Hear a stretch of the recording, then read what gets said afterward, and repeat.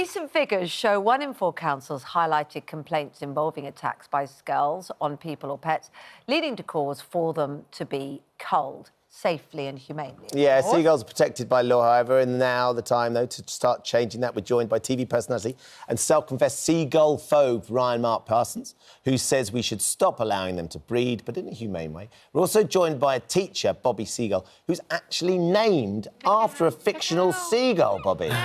Tell us how that is, because it's your surname. Yeah. So how can that be? So my parents are from Kerala in South India. So my dad's surname is Jose, Portuguese Catholic connection. So in theory, there's another universe with Bobby Jose. But in the 70s, my dad read a book called Jonathan Livingston Seagull. Very famous about a seagull that was bold, resourceful, learned how to fly, found meaning and taught other seagulls. My dad loved that story so much, he thought, you know what? I'm going to give my kids that surname Seagull. Mum was not happy about it, but I'm now Bobby Seagull rather than Bobby Jose. It's my real name from the Dales book. So you believe the seagulls are, as you've described, bold, resourceful. They're the kind of role model we need in this world. Because young people, you know, might look up to some social media stars, TikTokers, but actually seagulls, bold, resourceful, ones that manage to make themselves grow. I think that's what we need in young people, that entrepreneurial spirit of seagulls. OK, so they're an inspiration to youngsters. And Ryan Mark, talking about entrepreneurs, that's exactly your background. Yes, it is, and I think that sounds marvellous. It's very emotional and it's very... I think it's a bit wishy-washy and a bit pathetic, to be honest with you. I think you need to think about the actual threats these seagulls pose. I love going to England's beaches. I go to Brighton, I go to Rock, I go to Whitstable, and these white pterodactyls of the sky... Shame. They're ravenous.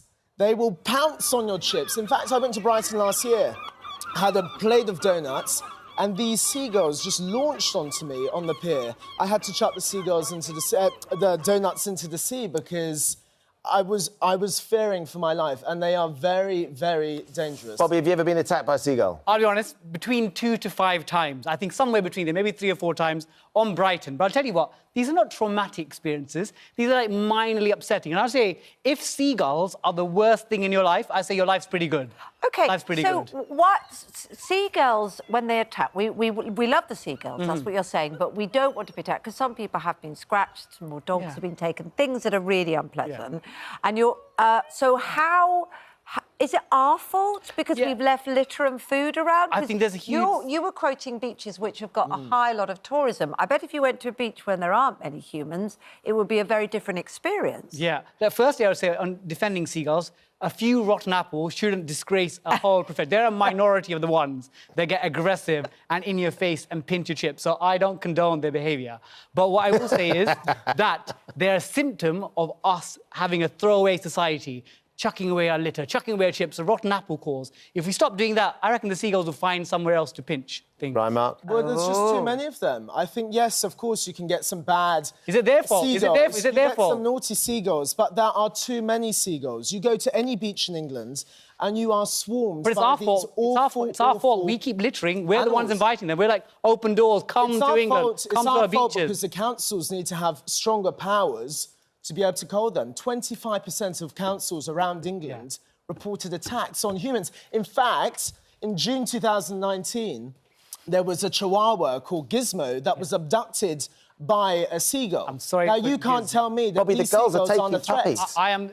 I am awfully sorry for Gizmo, but this is a one-off, rare case. And I would say, if we're looking at councils should be putting their efforts into making sure people don't litter. Those fines, those energy into those culling, put it towards anti-littering, and those seagulls would... Over 1,000 complaints in 2021. We aren't going to settle this here, but we appreciate both your thoughts. Thank you for joining us. Great passion on both sides. Absolutely.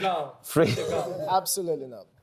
Bobby Seagull, the face of seagulls everywhere. I feel like Lorraine's going to have a view on this. GMB's back on Monday from 6. Now, here's Lorraine. Thank you both very much indeed. Absolutely, 100%. Get rid of all the litter, then they won't be there. Because seagulls, they ate little ducklings. I call them my little ducklings. They're not mine, obviously, but ate them all. Time to cull the gulls.